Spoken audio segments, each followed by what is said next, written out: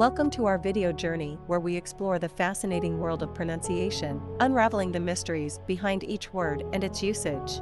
In this video, the word is acidly. Acidly. Acidly.